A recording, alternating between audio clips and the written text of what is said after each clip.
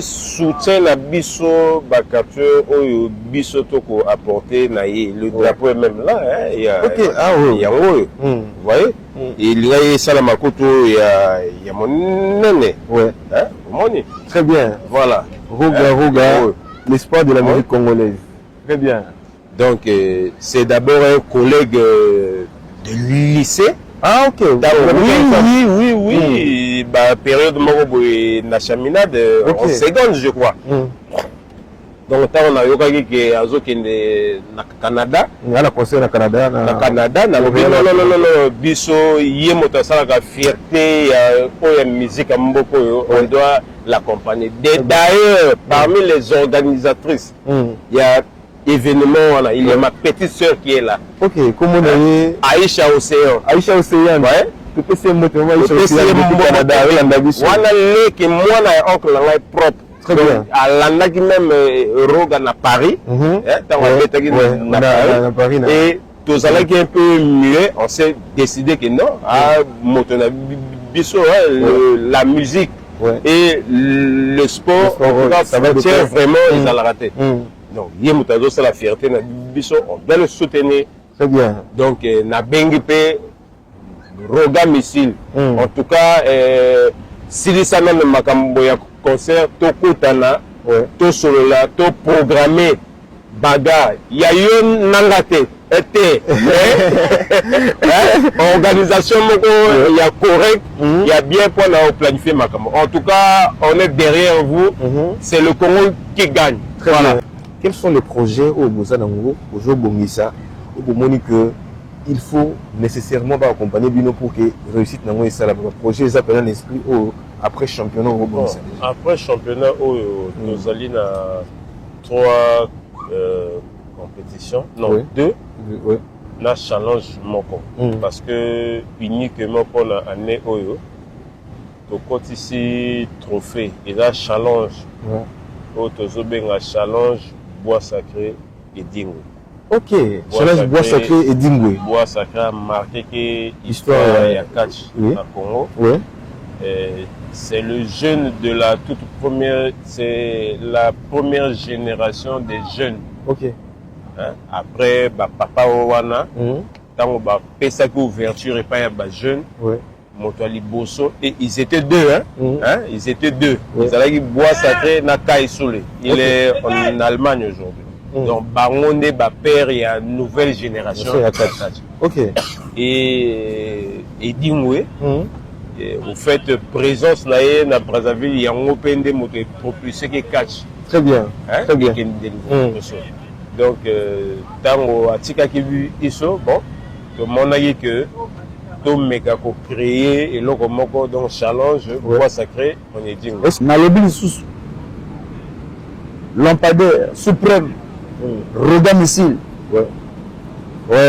masolo yango zéro zotende bon vent au moment où c'est le Malamu hein Canada bien vraiment leader moko ya Congo kende banzambe ya mpungu basunga yo bakoko ya kachi basunga yo tuelekana malamu toza na nsima na yo mpe nzambe mokeli kolinga se azala na yo topesi yo coup de pouce toyokena ngo ntina suka très bien nayebi ke na talon nayebi Canada tombé Roga Missile Vatica très bien merci. Attention, une tempête musicale s'annonce au Canada. Kaya la patrona, Gilbert Samon.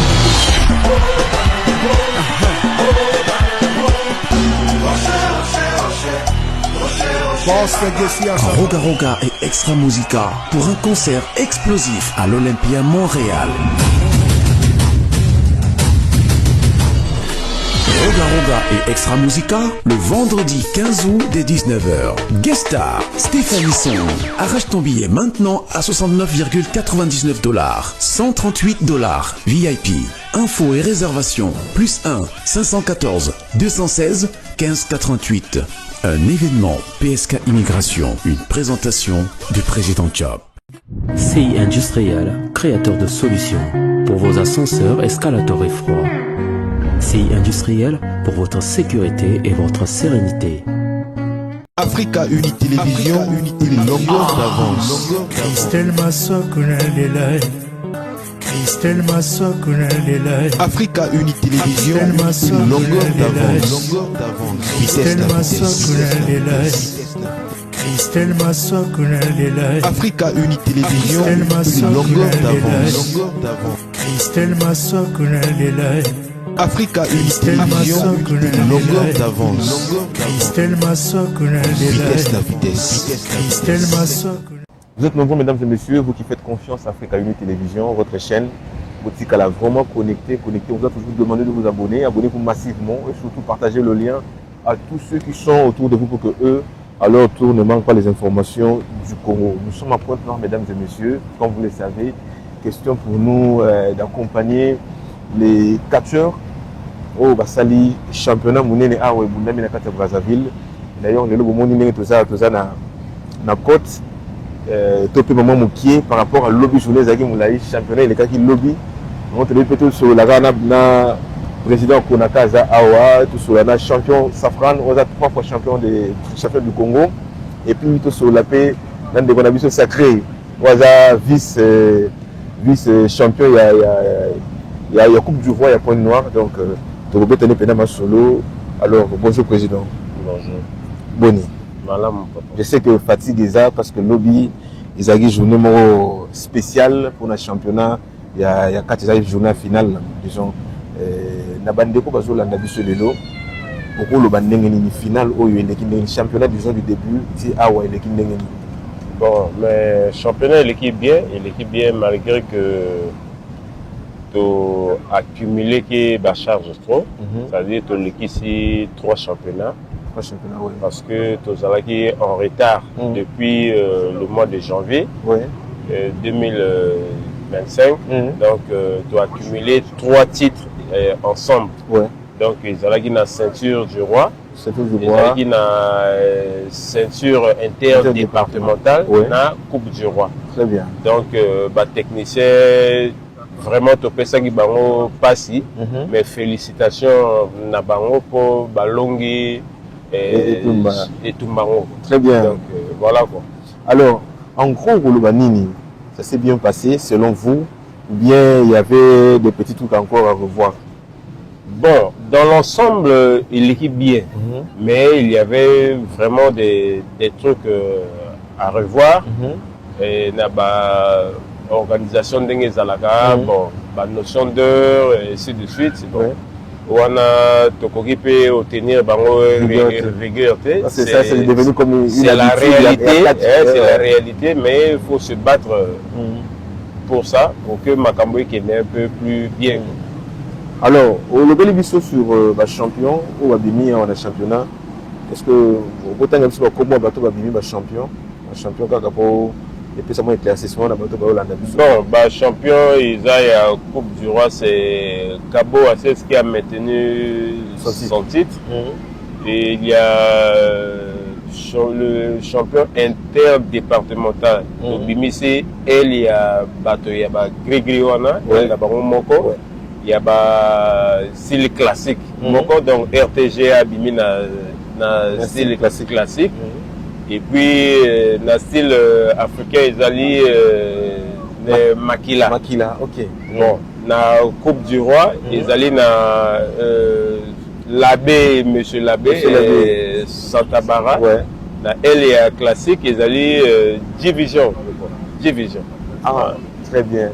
Voilà, j'espère que la mission. Moi, j'ai été là présent. Dans mon Ndengeni Batbayaki, en tout cas hier, Pointe-Noire et Ndingani, Batbaye, Pénère ou Sakanate. Oui, les 4 et ont na bilengi nango 4 ils ont pena makambu nango et place nous sozali ça là effort sur yo qui pena fafa ba 4 rebeti kindaka et ça la pena bien makasi parce que biso ba oyo na ebité ba génération na biso na ngolo ba alinga 4 te biso ba beta biso na banda ko poto landa ba 4 et puis ana suka ti to sali effort to ko te boye te banda fana ba 4 et ça li pena ki to makasi mais président Batbaya qui est belé public répondant qui vraiment présent championnat l'équipe qui toko Mais seule chose on a na moni salinga passe, vous n'avez pas été accompagné. Et pourtant, tous en a entreprise et belé a accompagné Bino, tous en a brasserie et accompagné Bino, mais on a vu aucun accompagnement à part à bateau, on a médecin, tout ça. Comment est-ce que vous vous êtes battu pour que vous soyez beaucoup combattu dans Soukaboye sans partenaire? Bon, papa m'assoit. Yo landi biso na point noir pour luka information toucher à la source. Avant qu'on réponde à la question, on a rappelé le Moni na Brazzaville, na Congo Brazzaville. Ils ont deux sports où bateau va vivre na Congo. C'était le football et le catch. Très bien. Hein? Ils ont polémique que y a bande qu'on a biso y a discipline. La discipline est simba moka ils ont le football et le catch. Mais la société na etikali na ba partenaire se déclina mingi na côté football et le catch est délaissé. Quelle société où tu commates? Tu commates, tu fatigué. Tu allais même na ba échange na direction générale loya sport après biso ba technique misoso mais vraiment ça tarde à venir. Oh non, on va faire bon misoso balobi que non biso il faut boya na début année pour que to programmer na budget to ko pour tenir bango rigueur c'est parce que bango bayebi fonctionnement na bango mais nazali ko senga na ba partenaire na ba société que catch oyo boyebaki et ko retrouver blason nango oyo ndenge eloko ngo izalaki. Donc tozali na besoin ya moi pierre à l'édifice ata ya mingi te soki awa toujours 5 francs awa 5 francs awa 5 francs oyo bozelaka to sala wana tokoko sala yango. Ouais, parce que moi ça m'étonne comment on a que besoin de facilité il y a bien ça bateau belé baillé belé et puis l'entreprise ou a souci na bango la visibilité parce que la visibilité na bango bateau baillé ko ya wana pas la possibilité peut même souvent il y a ressources na biloko na bango ba produit na bango. Vous avez cette facilité là il y a resangisa bateau belé baillé plus de 3000 4000 personnes besoin de facilité là mais comment vous n'arrivez pas à trouver bateau bako accompagner bino et alors tout le monde a bateau c'est le moi mokié mais entreprise à mon yeka wana kaka est-ce que vous ça déjà en avance ou bien ils ont nini catch parce qu'on a une entreprise wana est-ce que bateau ba le cas avant bino parce que là le moment beauté pour que et comme ça son état pour tous en bino na catch bon nga naza na commis dirigeant ya catch ya Konaka depuis 2012 ouais depuis 2012 jusqu'à aujourd'hui. En vérité, ils ont na ba mabe oyo et salamaka. Vous voyez? Bisomoko, les acteurs, parce que c'est nous-mêmes qui tirons cette discipline-là. Et en association avec d'autres partenaires véreux. Hein? Donc, bande comme Misoso, ba fédération Misoso, bazalako yoyo qui la bibiso zoua, bazotiamwa, les bâtons dans l'euro. Mais là, to baliser chemin on a tout to bois qui sont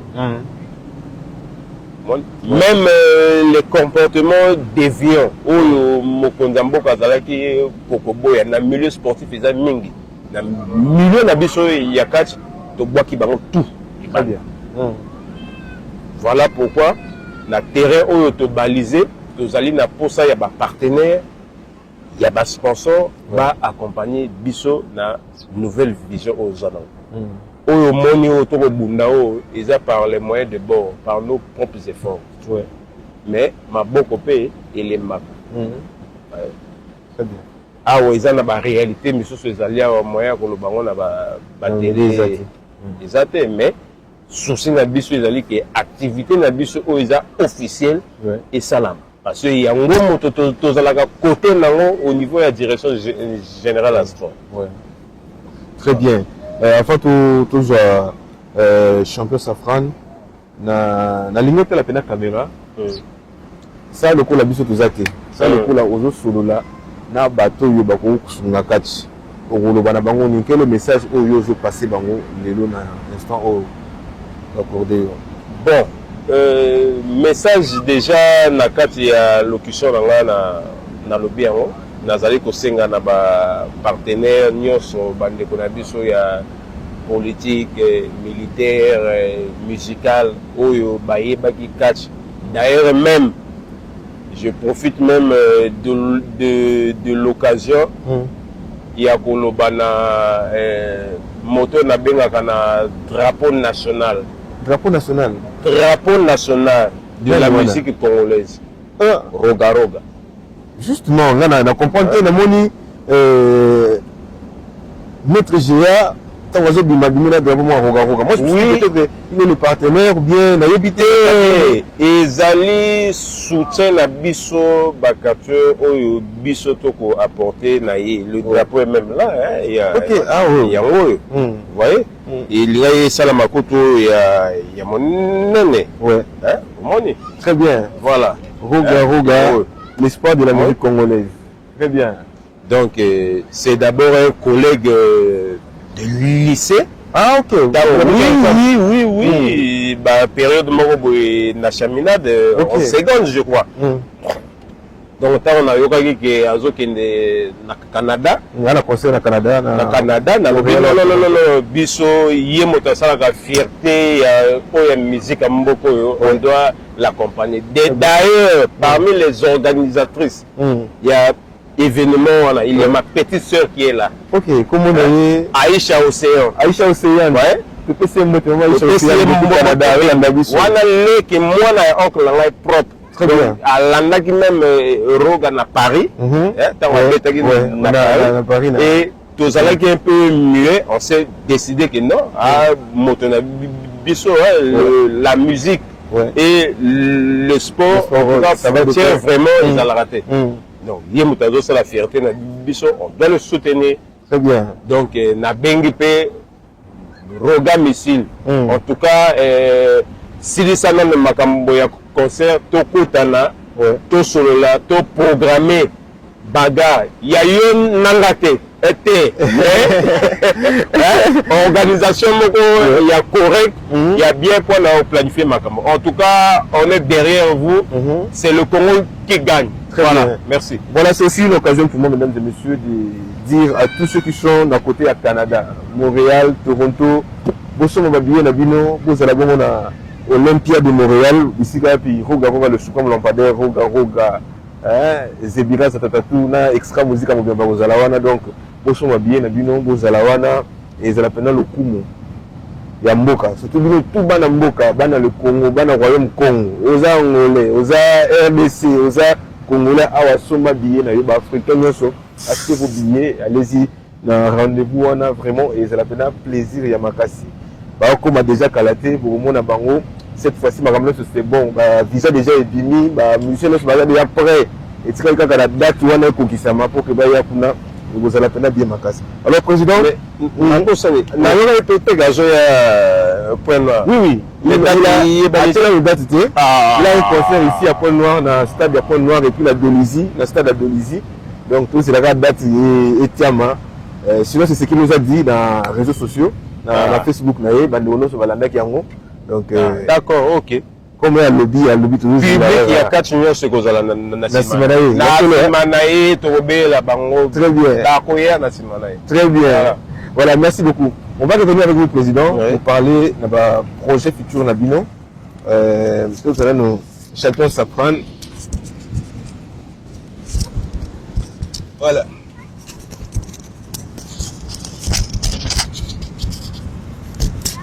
voilà alors 3 fois champion. Ouais, papa Maswako Beni.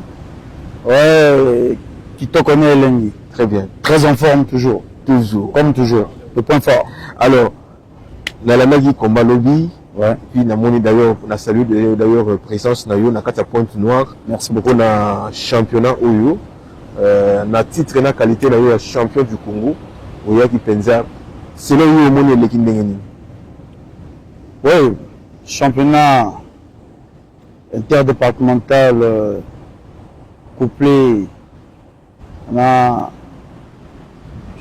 championnat, il y a royauté à catch. Ouais. Ainsi que beaucoup de vraiment bien. Vraiment bien. En passant, public après noir. Vraiment, la musique m'a changement de la montré quoi. Très bien. On a makamana mona makala, bambongi à l'époque bambongi. Voilà makamana mona. Vraiment, c'est bon. C'est bon. Alors vous êtes 3 fois champion du Congo. C'est très bien pour se maintenir, pour maintenir que ceinture parce que il faut que ceinture pas que parler dans monde c'est très bien la nini. Yeah, papa Masoko. Oyebi nakati ya makamutu. Il faut que ça du sérieux. Ouais. Parce que quand tu es d'abord réaliste,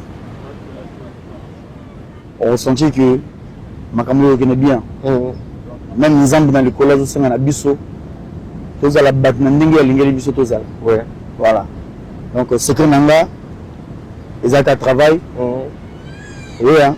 Travail, Nazana dojo, Nazana musculation, Natif Rambang Belé, tout comme ça, de toute façon, l'image est là-bas. Ouais. C'est-à-dire que je fais 105 kilos, mais je travaille que sur le terrain, on comprend en modèle. Ok. Ouais. Donc c'est un peu ça. Et principe, il y a ma tasse pour respecter les normes. Oui, oui. Il y a qui critiquent. Les mélanges de la sportive pas à monter à bilangate. Et au milieu langue de la balabala, on a vraiment langoté. Puis vous allez vraiment à la limite. Très bien. Alors au sujet de alors voler les bossos. Il faut que Bisso na Congo Brazzaville. Tu auras trop de problèmes de sponsoring. Ça veut dire que même l'entreprise au monde, tu autant de combat. L'entreprise au monde, le système marketing est faible. Ouais. C'est faible. Parce que tu as dit que le marketing, il y a des produits, tu vas savoir qu'il y a des stars. Ouais. Bisso, le leur est un beaucoup. Tu as des légendes, tu as des stars à Minene. C'est passé sur le Congo. Ouais. On se dit, il y a des gens que si tu t'es pris à l'étranger avec tout ce que tu en as et tout ce que tu connais, ils sont à la beauté. Ouais. Au lieu de te mourir à Motuya, tu vas dire, champion m'a dit quelque part, balandier. Et pour aller côté Nabiso, il faut biso to landa bango. À des fois, pour landa, beaucoup mis dans le nombre de choses, je pense que c'est été. Alors que bazo bomanani sport na biso na kazamboka na biso parce que na catch wana ezo bimisa tout culture na biso africaine les na kaza catch vous comprenez voilà donc c'est dans ce sens là où vraiment na monanga parce que na safrante que je suis bayebi na comment pour na moi soutenance mais rien tout ça on a moyen de bord. Voilà. Alors, s'il faut lancer un message de l'élo, na ba sponsor bazolanda biso, na bateau baza habilité, il y a ko soutenir, ko accompagner d'artistes, ko accompagner ba star, yo ko lobanini. Oui. Comme toujours, c'est pas pour la première fois. On le fait souvent. De lancer appel encore et toujours. Bino bateau besoin a besoin de soutenir sport ya mboka na bino ba star na bino ya arts martiaux. Venez, les portes sont grandement ouvertes. Hein? Donc ça là va faire normalement parce que biso on a besoin tout que les colo. Visibilité na biso pour zabino. Alors bino peut prendre makamamne qu'on est bien ezali biso. Faut pas bossa la makamoko ya parti pris. Ezana ba sport et belé. Il faut que sa visibilité dans les produits, il faut bien de sponsoring, il faut changer pour donner il y a entreprise dans Bango. Bayaka, Katia Polele, président Blanchard Kinta Zaliawa, président Konaka, on t'a dit que je rébisso, n'a pas d'effort personnel. Je dis bien, je pèse mes mots, d'effort personnel. Là, vous venez le voir. championnat est engorgé pratiquement 3 départements. Nous sommes de la Songa. Moi, je suis de la Songa. Nous sommes de la Songa. Nous sommes de Wesso. Ils ont battu Brazzaville. Ils ont battu Awa. Mais attends, qu'on fait des personnes qui battent la Songa pour Awa. Bah, hôtel, Makambutu, à Brazzaville. C'est pas une mince affaire. Donc, vraiment, Bayaka, Makambo connaît bien. Nalobi sous lampadaire suprême. Roda missile. Ouais. Masolo Amou. Zéro Zotende. Bon vent. Au moment où c'est le Canamalamu. Hein? Canada. Bien. Vraiment, l'idée Moko et Congo. Kende, Banzambe, Yampungu, Basungayo. Bakoko ya Kachi, Basungayo. Tout le Kana Malam. Tozana Simanayo. Et Nzambe Mokeli, Kolonase, Azalanayo. Te pesio, coup de pouce. Te Kenonti no Soka. Très bien. Na vu que na talon na ebi Canada tombé. Canada tombé. Robert Missile Batika. Très bien. Merci. Voilà. Alors un message n'a pas na Wesso parce que awa pena bonguti droit kuna bana Wesso bazo landa pesiko ou le bana bango nini bana Wesso. Ouais. One veut pagaille. Yo. Safran Passola Mbesse, le triple champion du Congo, l'éléphant du ring. Ouais, le point fort. La Songa, en général. Wesso, Ngombe, Pokola, Swanke, Sembe, Ngwala, Pikunda. Tolingaka bino fort. Parce que Bino, Montebosali, Safran, Zalalo. Triple champion du Congo, c'est pas une mince affaire. Oui, parce que vous faites mon thème, vous pouvez une opportunité. Vraiment, Bassalam même le président Dit Mogel, Yamba Salam, vraiment, Nayo et Simbaka, n'a pas tout, colonel, le colonel major, mon chef, colonel Roland Gabi, oui, Yangoana, le colonel Ndong, le DSP, mon chef direct, Yamba Yangoana, vraiment, merci. Nabato tout parce que Naka, Moussala et Catch, Naka la Songa. Merci beaucoup. Merci beaucoup, champion. Merci vraiment. C'était un plaisir. Et je vous appelle micro tout ça. Maître, et si maintenant on a beaucoup, attends ce que tu bois, d'accord. Ok. Alors, maître, bonjour. Bonjour. Tout le monde est le championnat ici, au niveau au moins un championnat en général. Bon, en fait, on a organisé un championnat de Kani, on a Sarton Nangote. Ouais. Ah oui, l'équipe, c'est incroyable. Très bien. C'est incroyable. On a reçu un anniversaire de président Blanchard Kita. Ouais. On posait là. Beaucoup d'efforts pour la Sali. Pour que le monde le salami, le salami de la finale dans le alors, tout le monde est au vice-champion. Alors que nous avons le monde qui pendant ma casse à demi-finale. Ce que tu as fait, c'était vraiment incroyable et tout le monde a apprécié. Ils avaient qui tourne ma casse. Mais qu'est-ce qui a fait que la finale au perdre? Alors qu'il y a qui bana makamunayo na biloko belé il y a qui bana qu'est-ce qui a fait que tu perds la finale? Bon, ma soif, mon journaliste. En fait que non, bitumba là to Kenekango, to Keneko bunda pas to luka réussite. To longa, to donga la victoire. Mais ba surprise c'est bon moyen. To yiba kangote. Ouais. Et comme qui lobby na qui surpris nango. Parce que na bon ça qui bitumba langa depuis Wesso. Dans la suite, il y a un point noir, on a bête à la jungle. Elle a commis la bête, la commis la demi-finale, la bête, la Saturne, la finale, la bête à la Kindi. Mais, au grand surprise, on a monté la point noir, la quartier, il y a point noir, la Sangani contre Ngaï. On a dû la kiss na bango, bapesi na moto moko mpona gagner nga na finale na gagner finale. Oh, comment le Bézagi bon? Oui. Mais alors que dans la version n'est pas de pointe noire, comment Bata Point Noir va soutenir Bata Point Noir va dire la rien pour la ligne. La rien est outil à travers la ligne de bête à battre dans la honte tout nu. Oh. Alors, on va te prendre l'émission spéciale comme ça tu vous le belango. Ici on est avec le président. Dans la limite il va prendre appréciation par rapport à la compétition et ça le niti na suka awa et qui ndenge nini vraiment. Appréciation na ngai na apprécier mingi na mais na biga l'organisation de Kani pour la président Blanchard Kita. Ouais. Il faut aussi la mingi na catch retourner la catch ya Congo, Congo Brazzaville. Vraiment respect na yi. Très bien. Côté Azali, Azali mission sommes na plateau. Mais vraiment ceux qui te raté moto beaucoup la légende d'Aboué na milieu la mission catch et Koufi na Congo. Très bien.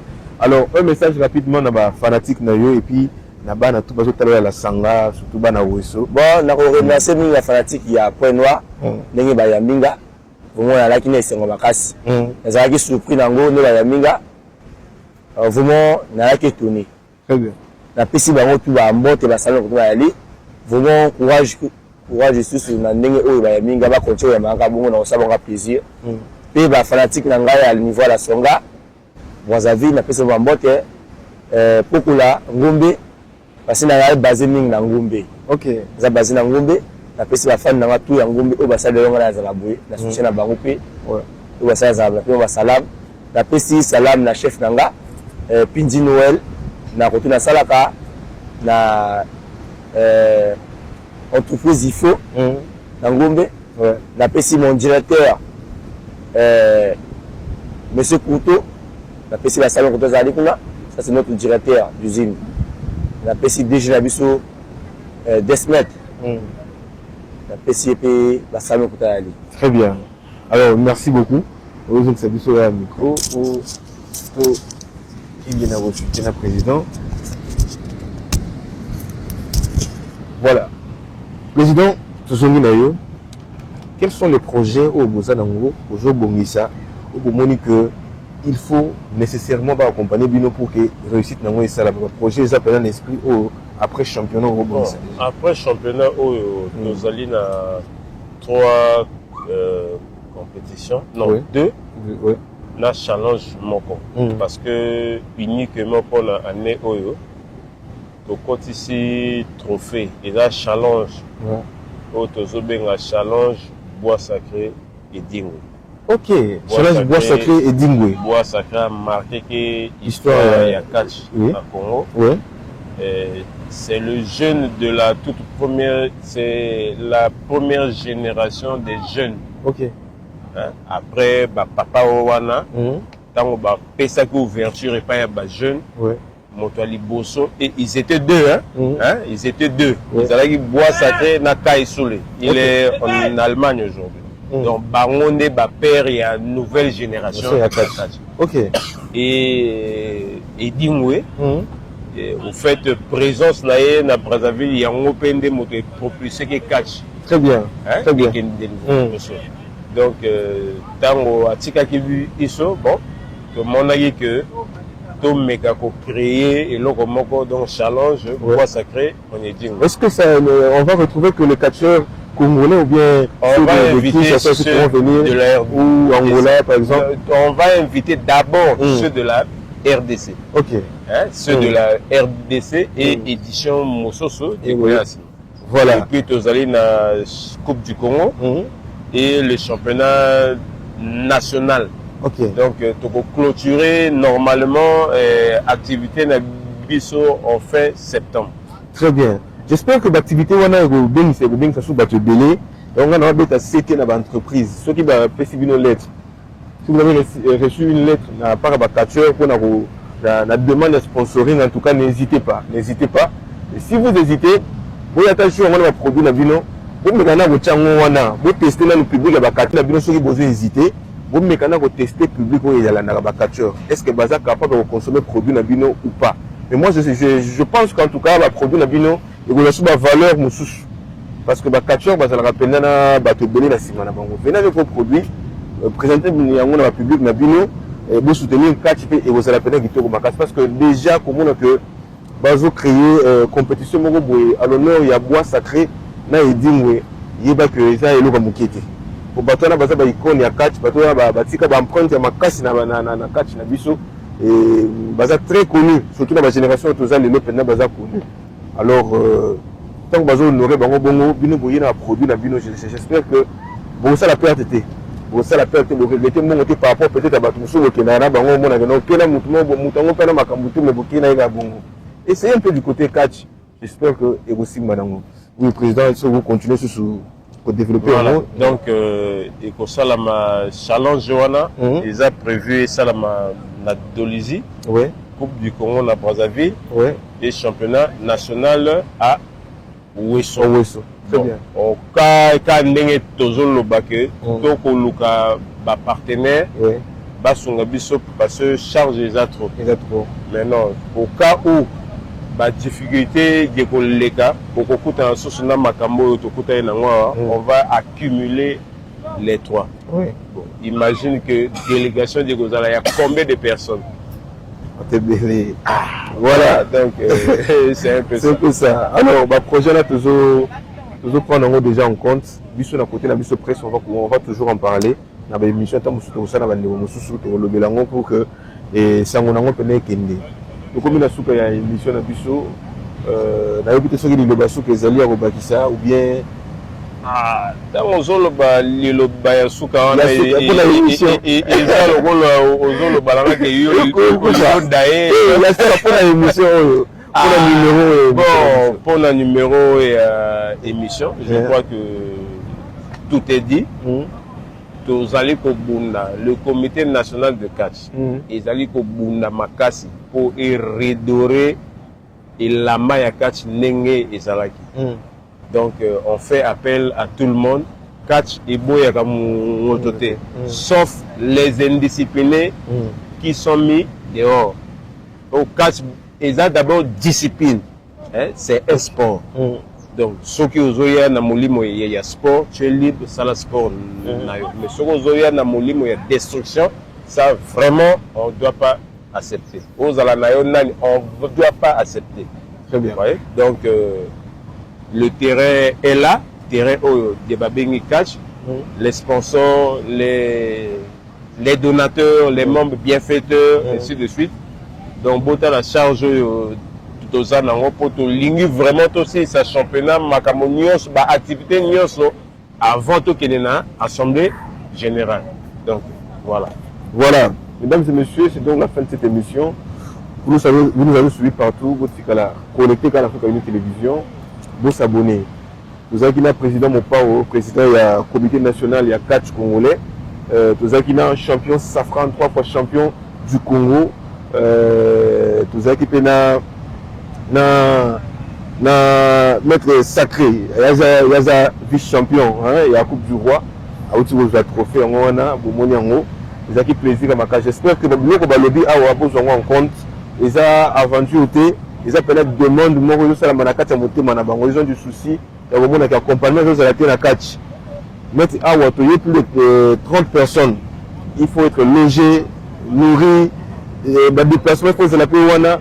Je ne pense pas que et aussi il faut que Batubaya Batia Souma beaucoup pousser parce qu'il y a une initiative qui kitoko donc toi accompagner c'est la peine de Makassi. Alors portez-vous bien mesdames et messieurs, on se retrouve au prochain numéro. Il fallait préciser on est à Point Noir. On est à Point Noir, on a été oui on a vu la Point Noir puis il y a la délégation outil qui sait comment mabela no la botika ena bizaïel na bango. Donc on est ici à Point Noir. Nous avons pas très bien donc délégation Ousso yango wana biso to outil Brazzaville to kuti bande musu à Point Noir awa batu so côté musu baza il fallait qu'un président y ait moko azo ba charge dans l'écologie biso makambo délai vraiment et je sais la peine vous timira vous tiens maboko ça la peine bien. Alors on se retrouve au prochain numéro mesdames et messieurs. Bye bye. Africa Uni Télévision, une longueur d'avance. Christelle Massokuna Lelai. Christelle Massokuna Lelai. Africa Uni Télévision, une longueur d'avance. Christelle Massokuna Lelai. Christelle Massokuna Lelai. Africa Uni Télévision, une longueur d'avance. Christelle Masoko nalela Africa Télévision, longueur d'avance. Christelle Masoko nalela Vitesse la vitesse. Christelle Masoko